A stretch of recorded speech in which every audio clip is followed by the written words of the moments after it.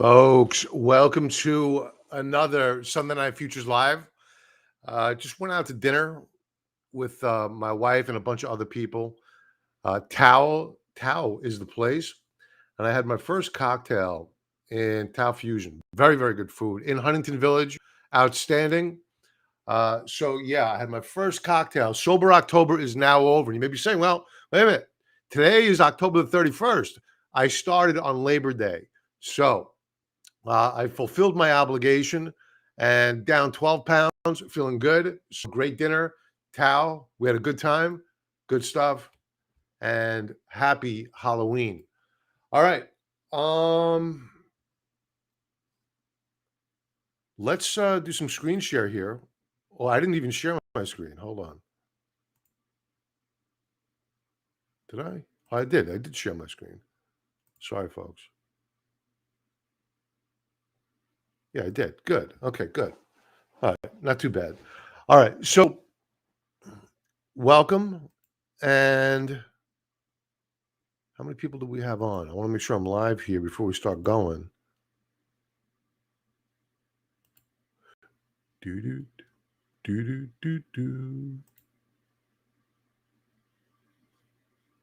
Okay. Okay, live. Okay, we have a few people on. Okay, let's go. All right. Let's talk about the new trading week. And we're going to begin with first the futures. Let's talk about the futures action. Then we're going to talk about earnings, what's coming out this coming week. We're going to talk a little bit about, hey, Randy. Yeah, it was really, really good. Really, really good. I had Peking duck. I asked them to bring it out super quick. They did because I had to come back here. They're still over there. The people I was with, they're partying out over there. So they're having a blast, but I had to come back here. I'm happy to be here. And thanks for being here as well. Hey, Paul.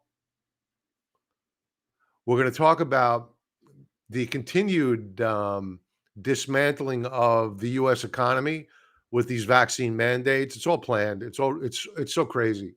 We'll talk a little bit about that. We're going to talk about Tesla. I think Tesla's going to take a nosedive soon. I know. I get hate mail sometimes, literally hate mail now, because I spoke poorly about Microsoft. It kept going up. I didn't say short it. Tesla, we are shorting now. We are in the process of shorting Tesla, and we're going to be looking to add more this coming week, and we'll talk about why in a moment. What else? Let's go to the futures.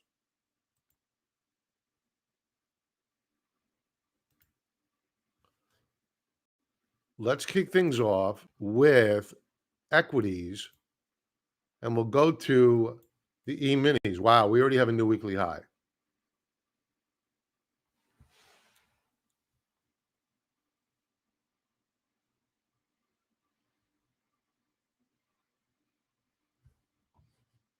Okay.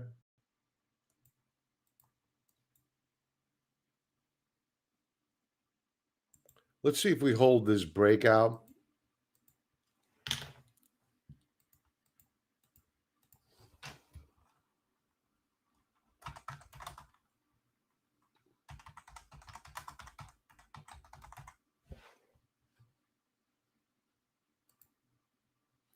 Keep in mind that what we're going into a new month right now. So we have a new monthly high, a new weekly high. Very, very important, a very strong close to the back half of the week. The question is this. It's a pretty good price action. Was it window dressing? Was it window dressing?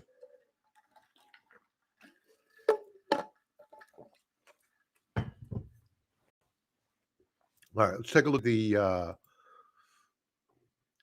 mid caps. Mid caps, new daily high, no new weekly high yet. Actually, no, I'm sorry, not a new daily high yet. Close so.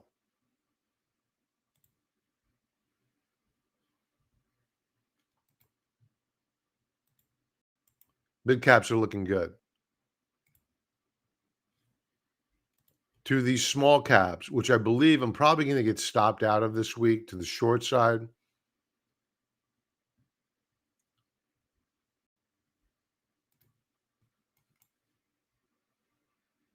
New daily high. We have a breakout on a 4-hour time frame.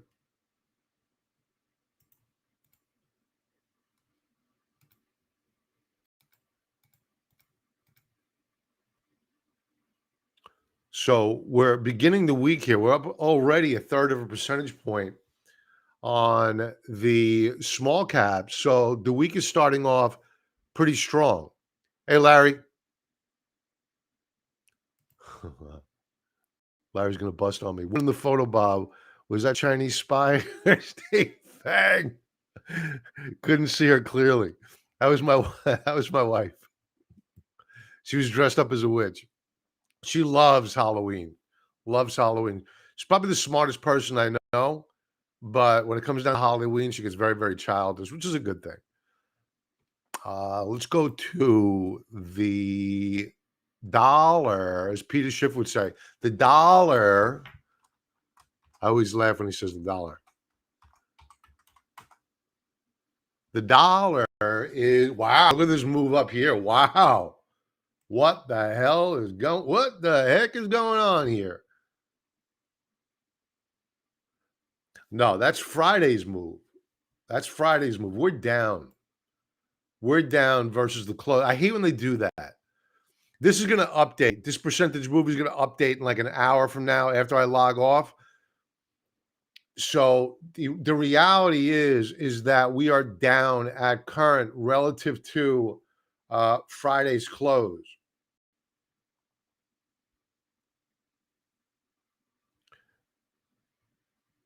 So let's take a look at gold and how it's performing. Flat for the most part.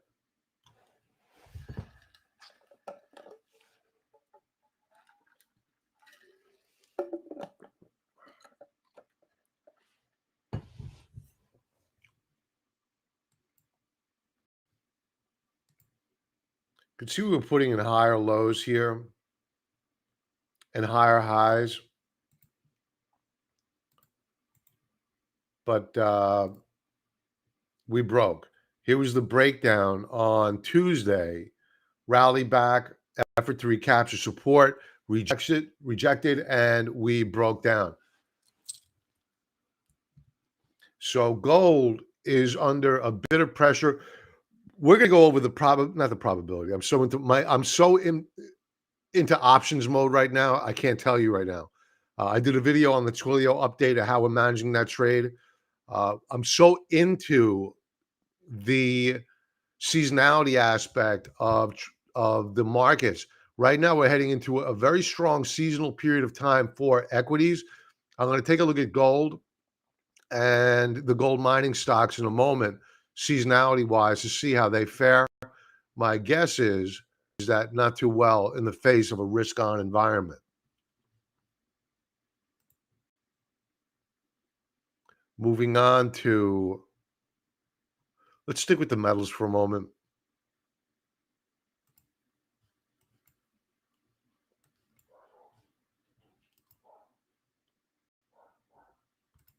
Silver.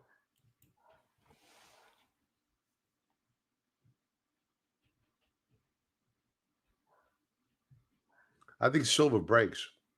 I mean, we had broken out here on the 20th of October and kind of a head and shoulders setup. Here's our left shoulder, head, right shoulder. We broke support.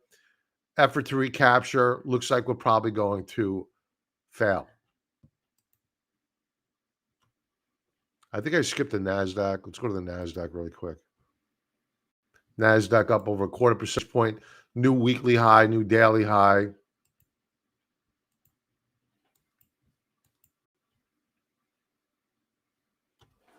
I want to point out that on a 4-hour time frame, Nasdaq RSI is at 79.4. Excuse me, on a 1-hour time frame. 1-hour time frame.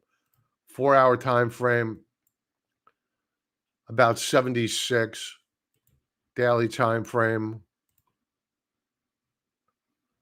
We're above 70. So while we can certainly head up higher, we're nearing that overbought condition where things usually don't end well in the short term for equities. So overnight, I suspect that we're going to probably see some good price action here. I'd be worried if we gap up higher tomorrow morning and we start seeing RSIs above 70, and I worry about a reversal day. We may get that someday this week. So just get ready. This market is pretty extended, a big run here.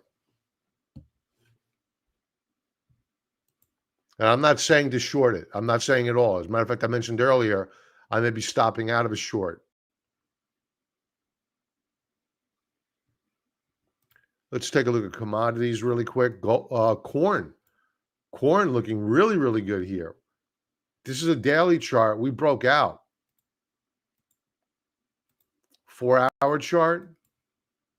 Very nice. We broke out here on the 28th, pulled back, did a retest. Now we're getting a continuation move up higher. Hi, Jody. Happy Halloween to you. Talon. Hello, brother. Abel, hello. Okay, let's take a look at soybeans. Soybeans down fractionally. Wheat looking very good. Bumping up against resistance. We did corn. Bonds.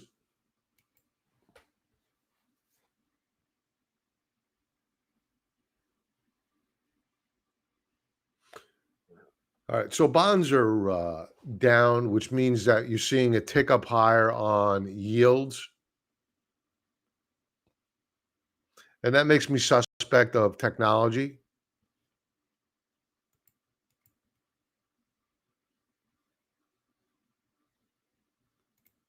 Palladium. Looks like we're bottoming out here. Cup, handle.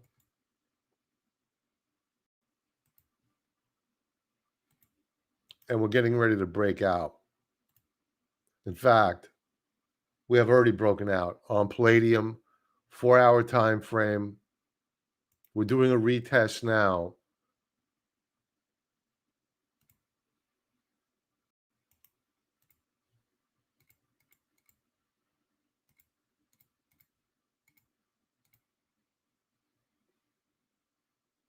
Palladium is probably going to move up higher. Platinum.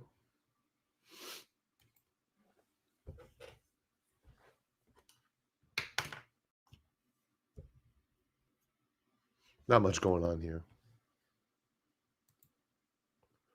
All right, let's check it back in with equities really quick.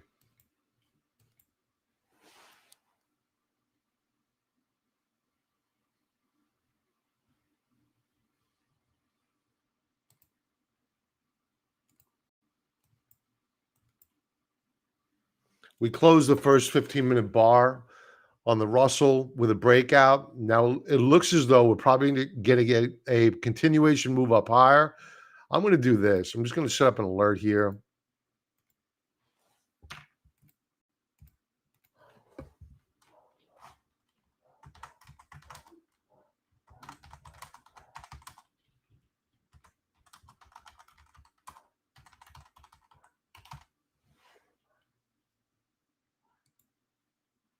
Okay. We're good to go. So equities looking very strong. Bond market not looking that good. Yields are moving up higher. Watch the banks this week. If yields tick up higher, watch the banks. Small caps are looking good.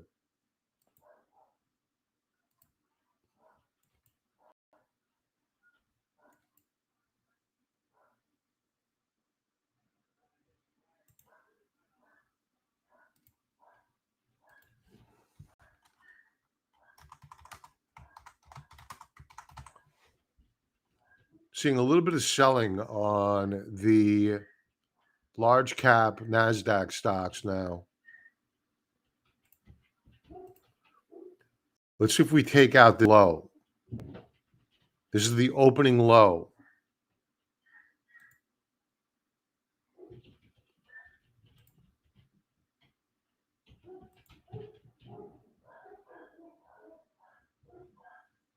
The VIX, it's reversing off the lows of the open.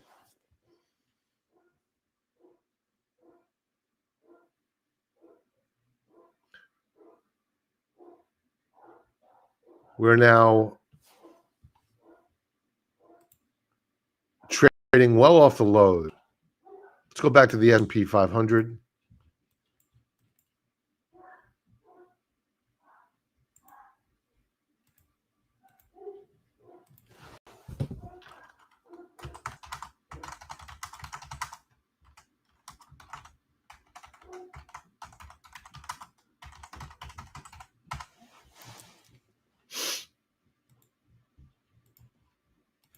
Okay, so we're good to go.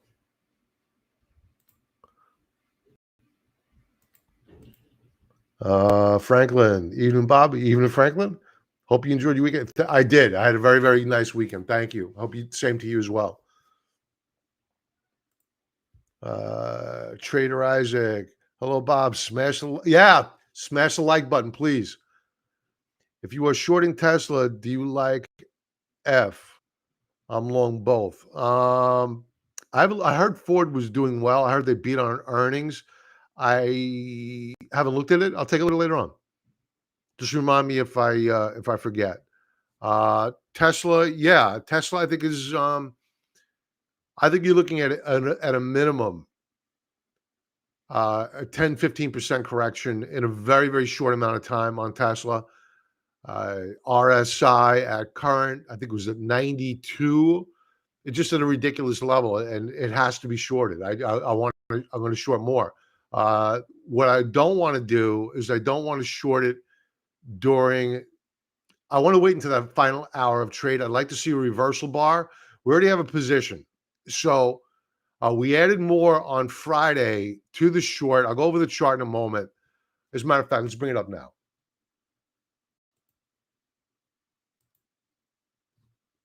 So Tesla, here's the daily chart. We closed out with RSI on Friday at 92.16. Now, this is going to be the second time. Actually, the third time we've traded Tesla in the past 2 weeks. The first two times were profitable. The first time was an earnings strangle trade. We booked profits, made money. Second time was a short right here, at very close to the highs. We shorted it, booked profits, moved to the sidelines. Then we began shorting it yet again as RSI went back above 90. So do I think that Tesla's going to put in a new daily high tomorrow? Yes, I do.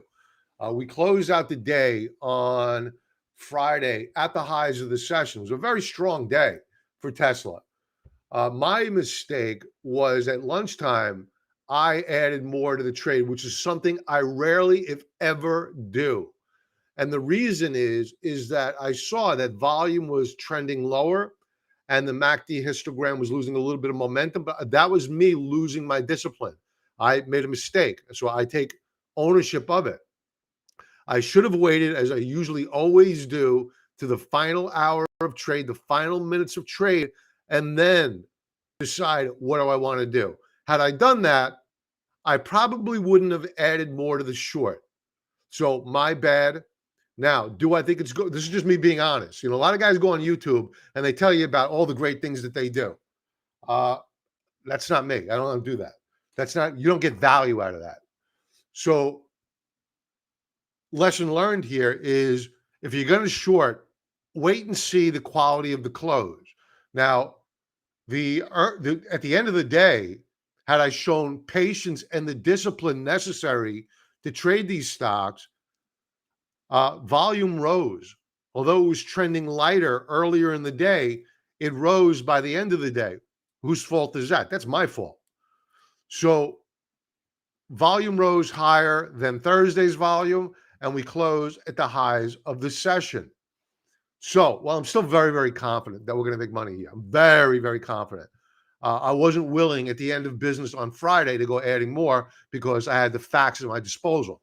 So we'll look to go adding more. Ideally, what we want to see is a bearish reversal bar. What's a bearish reversal bar for those not familiar? Well, a bearish reversal bar is this right here, where you trade higher at one point in time, you open higher at one point in time in the day, and you reverse to close lower on the day. That would be sexy. That's what happened here on the 26th. Falcon, hey Bob, do you use TrendSpider to execute trades or just for charting? I've spoken to them about piloting. I may be part of a pilot program with them for testing out brokerage firms. I've spoken to management over there. No, to answer your question, no, I do not use them to execute trades. That's where they're going. They're going to be a one-stop shop. I know I'm not allowed to share a lot about what's going on over there out of respect for their privacy and their I don't have a non-disclosure agreement, but out of courtesy, I wouldn't share what they're doing. But what they're doing is pretty hot stuff. So yeah, no, to answer your question, no, I'm not using them to execute trades, just for charting at this point in time. I use them a lot for the trade alerts, scanning, and the alerts are big for me, huge. And I love their app. I think their app is the best. Sure. May I ask what broker you use? Yeah. So I use a few of them. For options, I use Schwab. I have a couple of accounts with Fidelity. I have another one with TD Ameritrade. So I have a few of them. Those are the brokerages I deal with. Options wise, I'm not happy with Schwab's executions. I think that Fidelity has better options executions. I'm in talks right now with an options brokerage to become a sponsor for them. And we're talking about how to integrate technical analysis into your I'll call it a probability calculator. I talk a lot about probability calculators with options, but I think that people get a little bit too lost at times on probability calculators, and they forget the value of knowing where your strike prices are relative to support and resistance levels. So I'm working on that with them right now. It's a startup company, very early on, very much like what TrendSpider was back in 2017. In fact, TrendSpider, they turned me on to them. We got to talking, and we're going to be probably doing business fairly soon. So more to come on that. Hey, Bob, any opinion on shorting Facebook with all the political issues facing them? Thanks. Yeah, you know,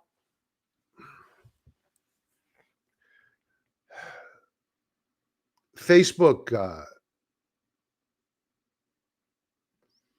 I don't know about their new business. It was Oculus, now it's Meta. Their new, I don't know how much money that's going to generate. I could see a lot of people pushing back on that. And I'll tell you why. Since 1973, the sperm count in the, I know this sounds crazy, the sperm count in the American male has been chopped in half. Why? You could probably guess. Our testosterone levels have gone down because we're in front of computers all the time. And you start putting this out there where you have young men inside of a 3D animated world doing whatever inside that world. You know, porn is going to be the first billionaire company in that environment. That's a problem. That's a major problem. So I can only speak to the technicals. I know they're in big trouble with the government. I think that when the Republicans, and I do mean when the Republicans take over, and if you get rid of the rhinos like the Mitch McConnells and this Adam Kitzinger, now he resigned, he retired. No, the Democrats gerrymandered him out. He's gone. So if they get rid of these rhinos and they get some real serious hardcore conservatives in there, Facebook's in a lot of trouble. I don't care what they change their name to. Zuckerberg himself is in a lot of trouble. This guy funneled $400 million into manipulating an election. Good luck getting out of that. So in terms of a business model, I don't like Facebook. I haven't liked them in a long time. Before we leave Tesla, I want to go to a weekly chart, but then we'll bring up Facebook. I want to point out on the weekly chart, and I didn't mention this to members. Falcon, thanks for sharing that. You're welcome. You're welcome anytime.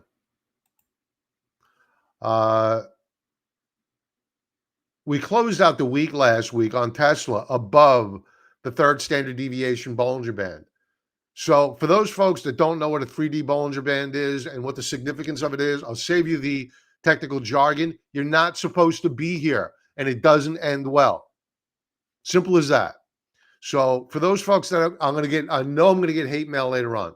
I got this one nut that keeps sending me messages on YouTube about me saying that I should short, that I wanted to short Microsoft. No, I've laid out the case for shorting Microsoft at some point in time in the future. I haven't said to short Microsoft. I have shorted Microsoft. I made money. I didn't lose money. So I'm not saying to short Microsoft. I think Microsoft is going up higher. So if you're out there listening, and I'm sure you are, I'm not saying to short Microsoft. I never said to short Microsoft. It will be a short very, very soon.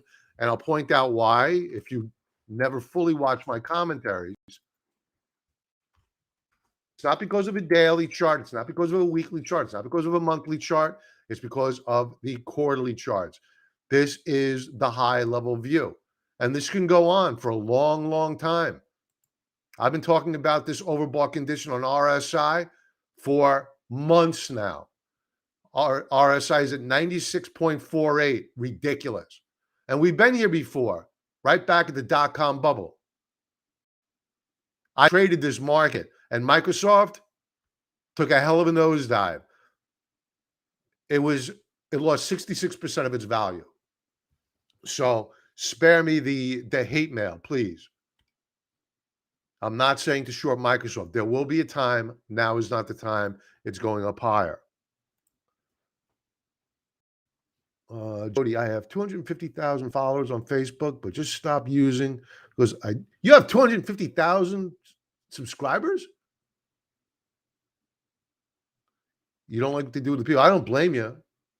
Wow, God bless you.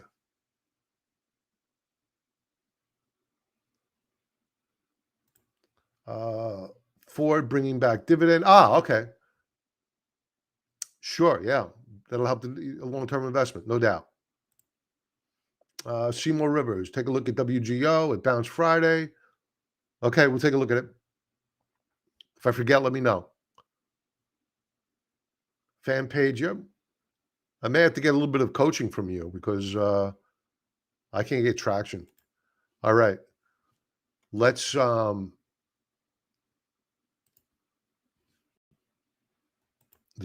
love that. There's no price on ethics. No doubt about it. No doubt about it. I agree. Got to sleep at night. All right, let's take a look at what were we talking about before I went off on a tirade? Facebook.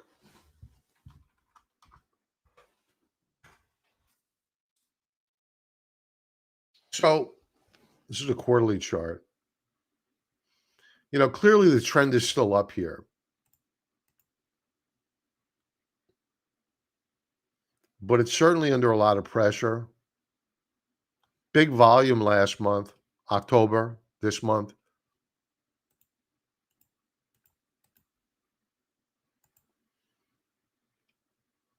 So would I go shorting Facebook here? No, I would not go shorting Facebook because here's what I think is going to happen is that what we're doing here is this.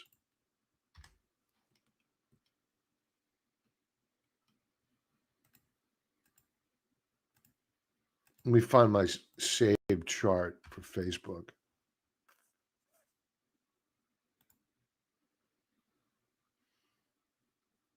Okay.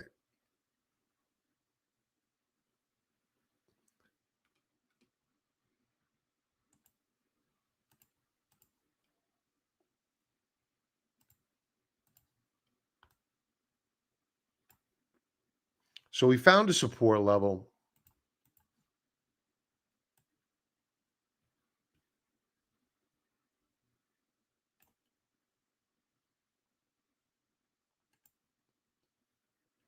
And we bounced.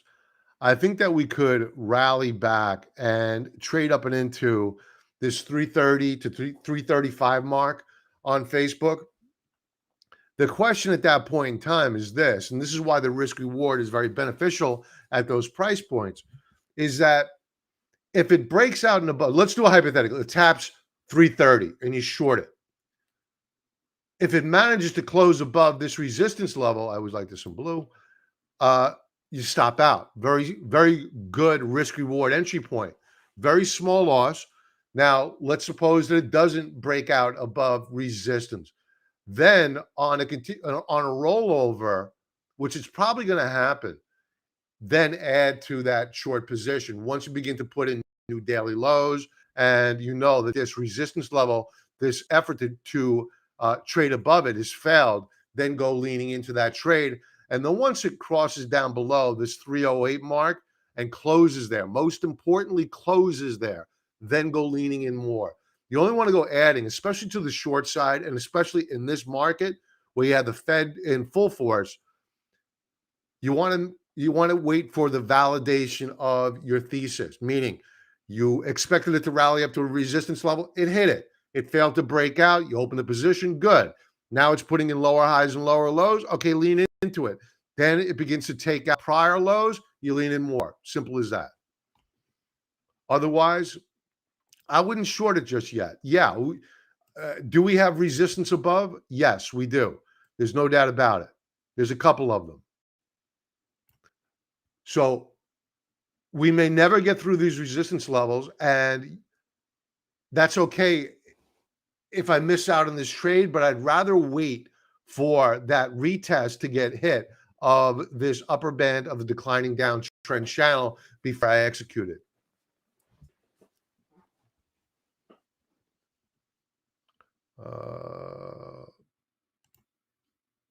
Let's save that.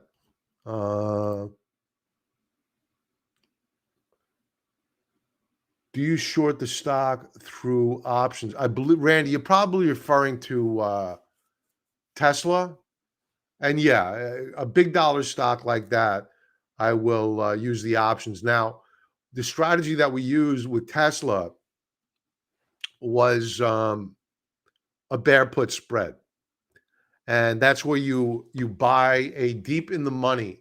In the case of Tesla, it's the 1200 strike, and you sell it simultaneously a deep out of the money option. And you allow that sale of the option to finance the purchase of the option. Now, we made, I don't know, about $500 on the sale of the option. We took that trade off. So we put that money in our pocket, and we are now net short of Tesla using options. So we will be using options to add more. I don't know whether or not I'm going to go with the same strike. I may go with the out of the money options, the deeper out of the money, maybe the 1,000, the 950s there around, and take advantage of the out of the money options right now. So that's the game plan moving into the new trading week, but we need to see topping action. So more to come on that. Jody. Yeah, I really do need Facebook tips, trade tips for you too. Yeah, you got it. You got it. Anytime. Okay.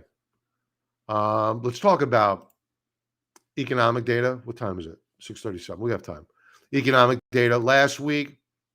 I'm going to skip some of this because the big one to me, and Peter Schiff. If you're not familiar with Peter Schiff, he's got a podcast, economist, big gold bug, but a very, very smart economist. And he's not always the best when it comes down to technical analysis. I think he's wrong about Bitcoin. I think he's wrong about a couple of the cryptocurrencies. I think there is a place for crypto. So the one number that came out last week that was very, very disturbing was, where is it? Nobody pays attention to it. And I even forget what day it came out.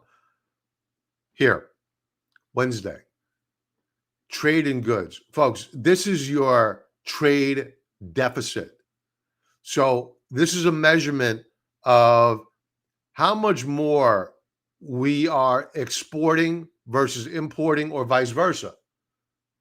So in August, we hit a record $88.2 billion worth of negative trade with the rest of the globe, meaning we sent out IOUs, also known as US dollars, for goods that we took in. That was a record high. In September, we blew it away by a long shot. Blew it away. And this is subject to revision. Now, I remember the 1987 stock market crash. It was Peter Schiff that reminded me that the 1987 stock market crash was driven by and large by our trade deficit growing abnormally higher. I mean, it was nothing compared to what it is right now. Nothing. But we, at that point in time, we didn't have the Federal Reserve driving the markets. We had an economy that was driving the markets, and the Federal Reserve reacted to the economy. Now it's the economy reacting to the Federal Reserve. It's crazy. It's nuts. But the trade deficit is just at nightmarish proportions. And there's a twin trade deficit. This is the trade in goods. Now, the other part of the twin deficit is our fiscal deficit. The amount of tax revenue that we bring in versus what we spend, the government, not we, versus what the government spends. Folks, we're going to be paying illegal immigrants maximum $1 million per family, minimum $450,000 per person, because they were inconvenienced during their time of when they were trying to enter our country illegally.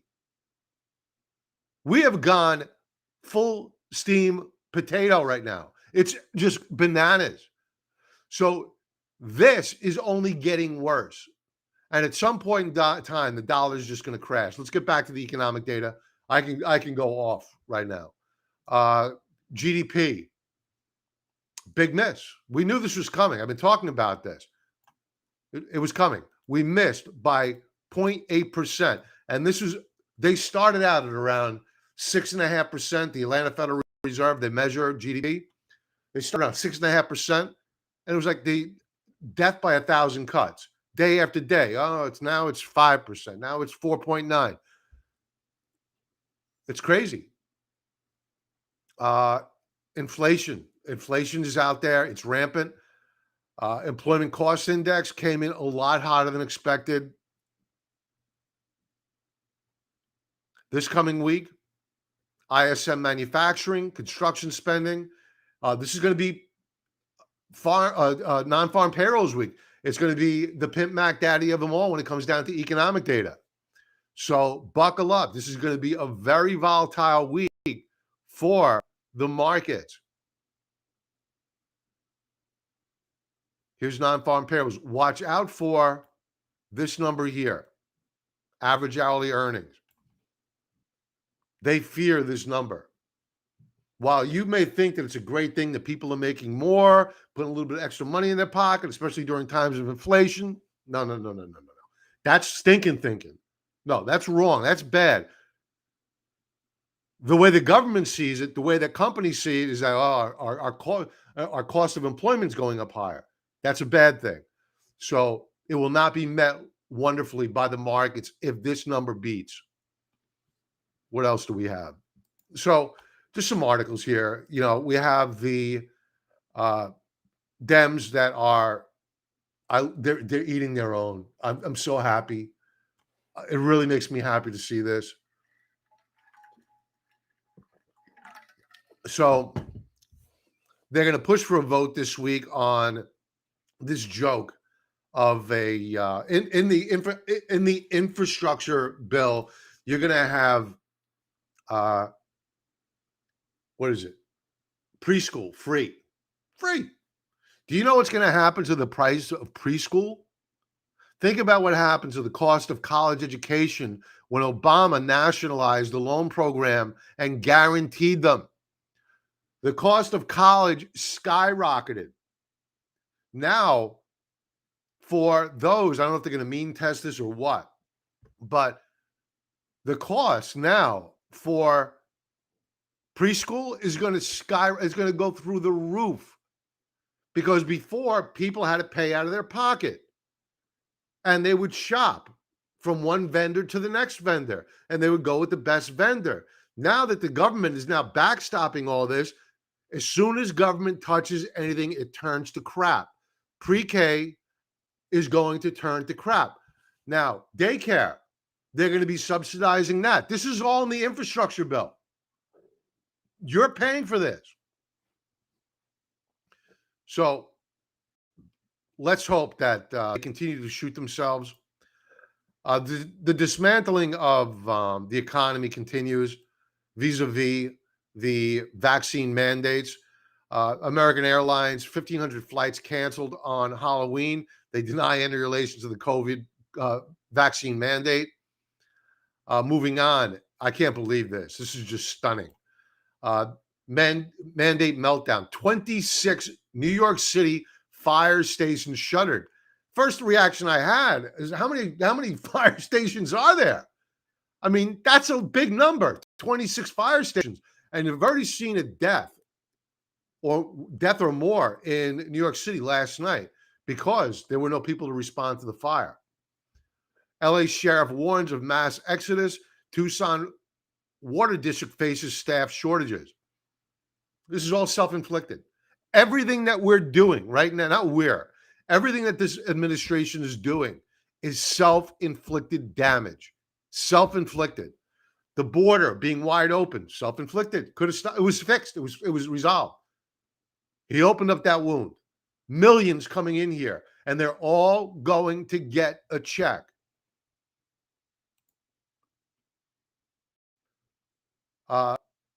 This is an issue. It may not seem like an issue. This is an issue. We have put, and I'm not saying that we're wrong, we have put troops into Taiwan. They're there. We now have a tripwire in Taiwan. So if the Chinese attack Taiwan and they kill an American soldier, that's an act of war. It's already an act of war with us because we have a treaty. But now it's been ratcheted up. We have made a move, and I disagree with this. We made a move years ago to add Ukraine and Georgia, which is in the south of Russia, to NATO. Why? We're going to go to war with Russia? Why are we doing this? We backed off of this, and the Russians attacked Ukraine, and they took over the I forget what it's called off the top of my head. Crimea. As a matter of fact, it's right in front of me. Crimea. So now we have reengaged, NATO has reengaged Ukraine to bring them into NATO. Why? What if the Russians parked a brigade of troops up on the Canadian border with tanks moving down through the Northeast? We wouldn't stand for it. What are we doing putting troops, NATO troops, into the Ukraine? It's insanity. What are we doing? We're in debt. We should be paying off our debt. No, we're looking for the next war. That's what we're doing. IMF hates Bitcoin. That means we love it. Folks, the IMF is going to soon issue the new currency. And they're going to call it the dollar. It'll be called the dollar, but it'll be the digital dollar. and it'll be backed by whatever the IMF puts out. It's just going to be more fiat currency printed out of nothing. So the end game here is that what they're going to do is paper currency is going to go away, and you're going to have the digital dollar, and they've already installed in where is it? The University of Virginia, these new ATM machines where you need to, I don't want to waste too much time here. It's here somewhere, where you need to provide your vaccine passport or your vaccination card, a thumbprint to prove you're you, but you don't need an ID to vote. That's racist. But to get money out of your bank account, you need to show your medical history. It's here. God damn, I want to find it.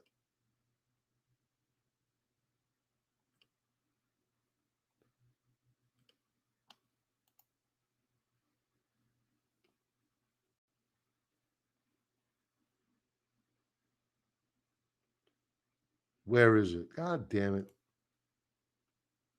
All right, I don't want to waste too much time. But it's just so fascinating what they're doing.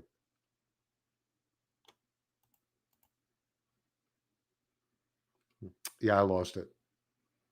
Looks like they took it down.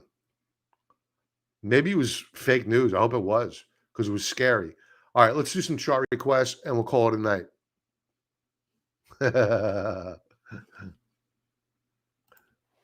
Clark, are you becoming? I don't know what orange pilled is.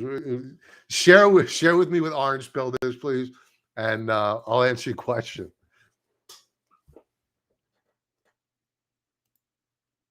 RB, just go to the country and then come in with a new. That's right. Yeah, you renounce your citizenship, come over the border, and you become a millionaire.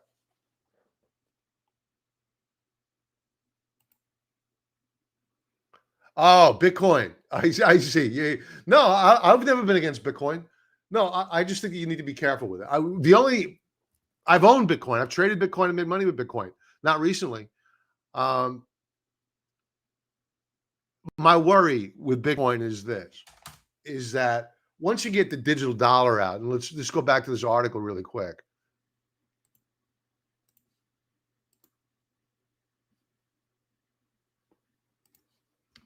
You know, the IMF is going to be the new central bank of the world. So if you're the new IMF of the world and you want complete control, well, you can't have Bitcoin. You can't have crypto. Can't have it. So I forget who I was listening to the other day, because I'm always wondering, how can they ban Bitcoin? And really the only way to ban Bitcoin is to shut down the internet. But these people are so nefarious. You know, I don't put it past them for doing something crazy like that. So I worry about their ability to close down Bitcoin or to tax it out of existence. And the governments have been known to do that. They don't need to get rid of it. They'll just do what they did to cigarettes. They'll tax it out of existence. So I'm not against cryptocurrencies whatsoever. I think there's a lot of fraud out there. I mean, ridiculous crypto coins, but those that appear to have some functionality, XRP certainly does, allowing for settlement of large transactions between banks very, very quickly. That's certainly functionality, and the SEC is already in there. So that's one. When I'm able to buy it again, I used to own it. I sold it. I would buy it yet again. What's the other one? Ethereum appears to have some promising utilization. Bitcoin appears to be the US dollar of crypto. Will it be the ultimate winner? I don't know. I'm not that smart. So that's why I'm reluctant. I wish I had a crystal ball. I don't. I look at the charts, but that doesn't tell me what the government's going to do. And that's what scares me the most. I worry about the government. Okay, let's do some chart requests. First, let me check the members area. I should usually do this before I go live, but a lot of times members throw in a symbol before I go live, immediately before, and I miss them. And I get an email, hey, why don't you go over my symbol? See, I got one, Robert. Visa, but he put that in there a couple of days ago. Okay, so Robert, cool. All right, Visa.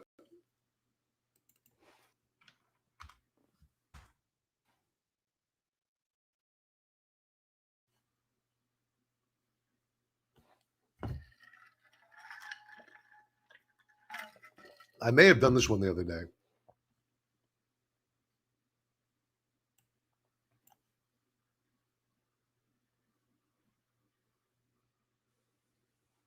Interesting. Nice reversal day on Friday, and technically it broke out above the upper band of the declining downtrend channel, but it was stopped at resistance. So let's pull back. Let's go to a monthly chart to see how we closed out the month. We held the support level at 231. Let's call it 232. 232. Folks, we're using TrendSpider, by the way. Plug. 35% discount code below. Use that link. It'll take you over there. Automated technical analysis, artificial intelligence, seasonality, what the insiders are doing, on and on and on. A lot of functionality here.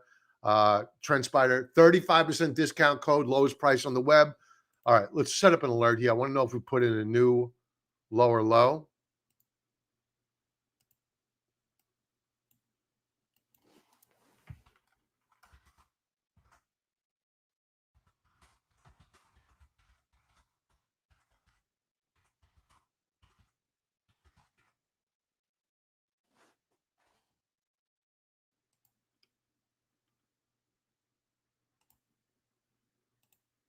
I'm going to bring this down a little bit.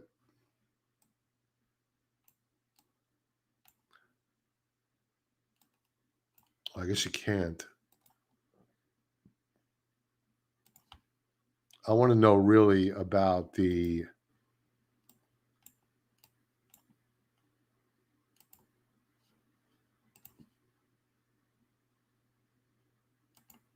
there we go. I want to know if we break to new monthly lower lows.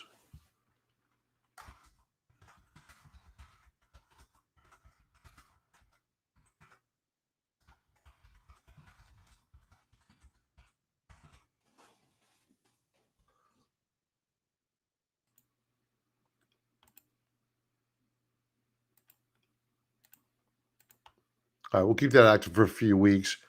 It appears to be firming up here. Where we closed on Friday was where we closed back in March, and then we launched off from that point. So pretty significant support. Now, the weekly chart looks horrible. Outside reversal bar. We should see a continuation breakdown here on Visa. I would be surprised if we didn't see a continuation breakdown. The daily chart we went over, we saw buyers come in to salvage at least the month, certainly not the week, and when they broke it out. So do we get a continuation breakout here?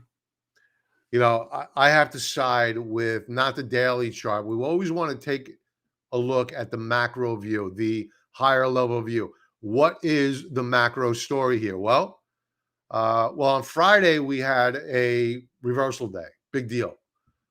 But on the week last week, we put an outside reversal bar, also known as a bearish engulfing. This is pretty serious stuff. So I don't like it. I'm not saying it's not a buy at some point in time in the future, but I wouldn't buy it right here, right now. seasonality-wise, going back 12 years on Visa. November is a very strong month, the second strongest month out of the year. December, not too shabby either. So we don't want to put all of our eggs into a seasonality basket. 30-minute chart. Not a great close on Friday. I would avoid right now. Do we put in new weekly lows? That question's got to get answered first.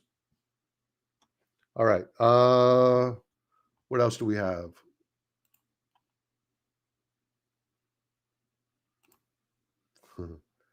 RB, when do you take me along? Maybe you're talking to one of the other people. Paul, I don't understand the difference between digital dollar and my direct deposits and auto payments. That's a very, very valid point. So look at it this way, okay? And I was listening to Daniel DiMartino Booth, and she's very, very smart. She worked at the Fed. She had tier 1 clearance at the Fed, and she was asked the very question that you just asked me, and her eyes went kind of screwy. And she's like, there is no difference. She said, what the difference is going to be is that you're not going to have an account with Bank of America. You're not going to have an account with JP Morgan. That's not where you're going to get your dollars from. Your dollars are going to come directly from the Federal Reserve. And any pretense of privacy will be gone. And look at what they just tried to do with the IRS having the ability to analyze your account if you do $600 worth in transactions. Then they got embarrassed and shamed on it. Then they raised it up to $10,000 in transactions. That's still 99% of the population that has a bank account. So the digital dollar, for the most part, takes away your anonymity, and it takes away crisp, clean dollar bills. And what they're able to do with those, let's say the Federal Reserve wants to stimulate the economy. In the old days, what they would do is they would print money. But now what they could do is put an expiration date on the money in your bank account and say either use it or lose it. Or suppose you weren't a good citizen last month. You want to go spend $1 over at the liquor store. Not for you. You didn't do the right thing. You weren't a good citizen. It's a social credit score.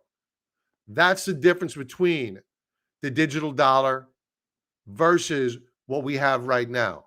It's all digital. I agree with you. There's no arguing your point whatsoever. It's a very valid point. The fact is that what it is, it's all about control. And that's why the IMF, which I just pointed out, hates cryptocurrency, because it gives you an alternative. They hate gold because it gives you an alternative. They want you in the fiat system. Once you get out of that fiat system, you don't need them. And that's the last thing that they want. They want you sucking on the teat of government 24/7. And if you don't, you become the enemy.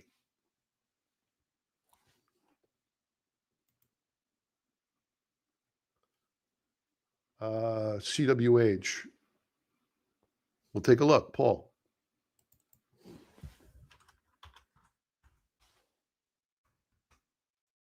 Oh, Camping World. Falcon. Thank you for the super chat. You got it, pal. Camping World.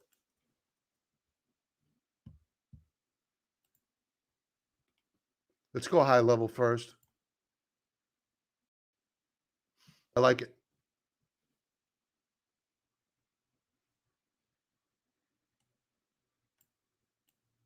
I'm liking it. Yeah, we were down last month, but the key to remember is that, let's bring this down a little bit. Why won't it let me move my lines tonight? Put a new one up. 35.43, critical resistance on Camping World.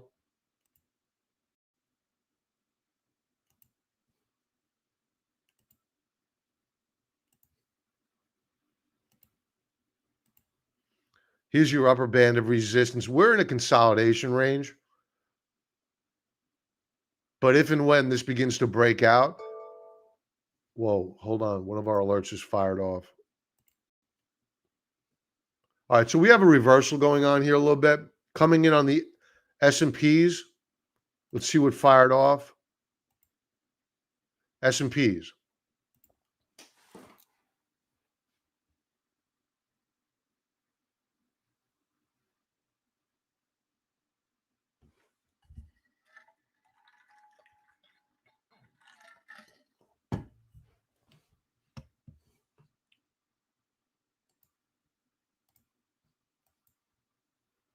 Mid cap still strong.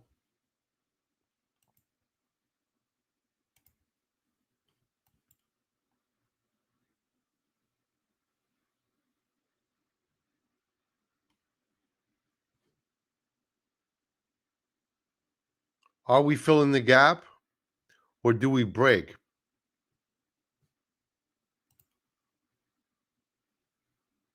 Let's go to the Nasdaq. Nasdaq still holding gains, coming in slightly. I want to take a look at what the yield is doing or the bond prices are doing, because that may be influencing what's going on right now. No, not much happening here.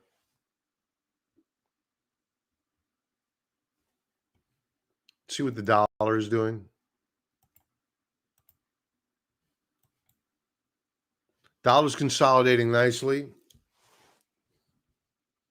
Not much action there. Okay. So we have other alerts that are set. Let's go back to Camping World.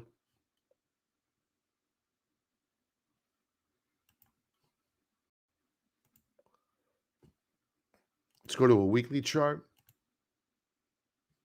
So who just said there was short of Talon? You're short of Camping World?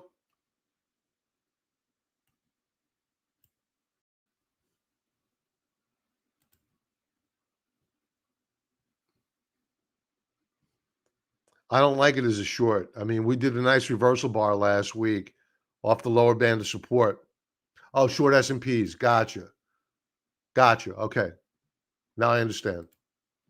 Because I was going to say, this Camping World doesn't look like a short. Okay, so the chart here is looking good. If you're going to, I would have no problem buying it as a trade. I think we're going to spend the next couple of weeks trading within this trading range. Lower band here at around $85 a share. Upper band up here at around $89 a share. So for a trade to the upper band of resistance, okay, use a stop right below last week's lows. Daily chart. Nothing exciting here to get me short. I certainly wouldn't short it. I wouldn't probably buy it either, though. Seasonality wise, whoa. Oh, this is only 5 years. That's all the data there is, though. I'd be very, very careful with using 5 years worth of data for seasonality. It's very, very thin data. So just be careful with that. Usually I like to go with a minimum of 10 years, 12 years.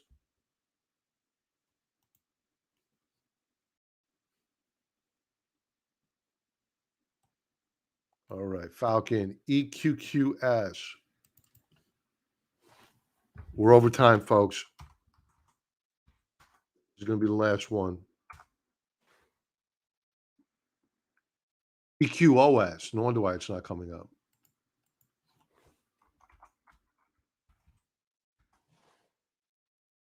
Wow.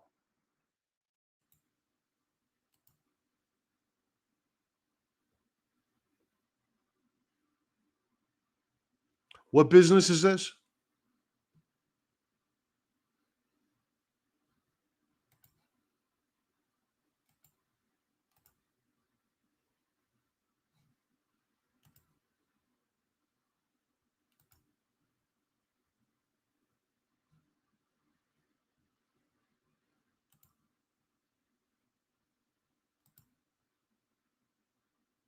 Okay. So it's a beautiful chart. My guess is that this was a SPAC and it converted because there's been no price action going on for months, and all of a sudden there's a lot of activity.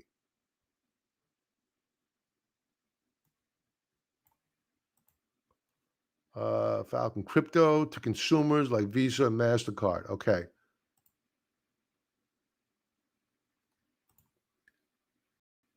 Anytime. You're welcome, pal. All right. So the monthly chart, beautiful breakout. You're going to have resistance up at around 750 per share.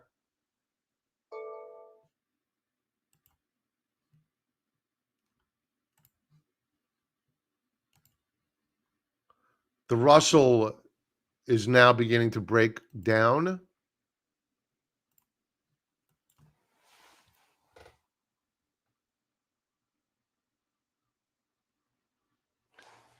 I'm not seeing a lot of selling behind this, selling pressure.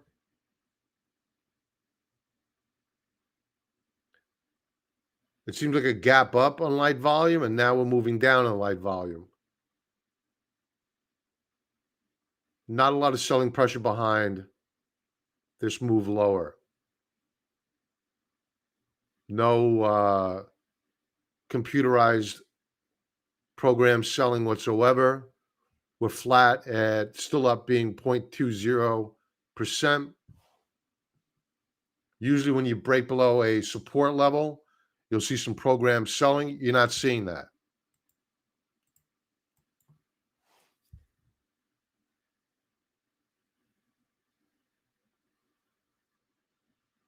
So just like with the S&P 500, the question has to be, are we filling this gap that opened up earlier,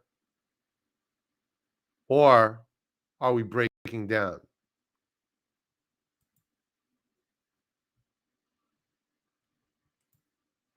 Back to our regularly scheduled program. So monthly chart looking very, very good on EQOS, weekly view. Whoa, a lot of activity tonight. Q's now rolling over. S&P's new lower low. That's a second trigger on the S&P's.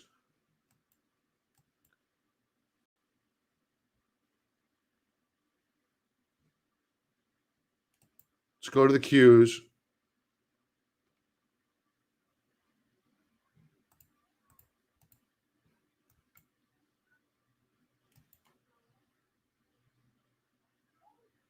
Seeing a bit of selling pressure here. We're still up on the session. Again, not a lot behind this. Not a lot behind it. Okay. EQOS, weekly view. Nice breakout last week. RSI going in the perfect direction, up. Again, you have resistance up at that 750 mark. Were I looking to enter this trade, the way I would do it is this way. I wouldn't chase it. No doubt I wouldn't chase it. I would look for a retrace back down to support.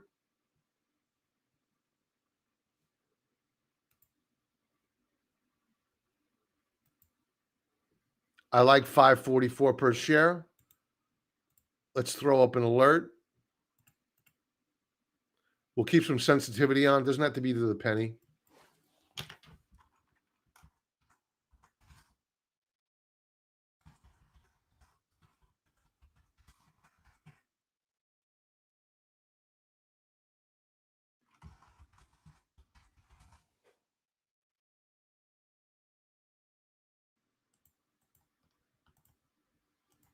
And we're good to go.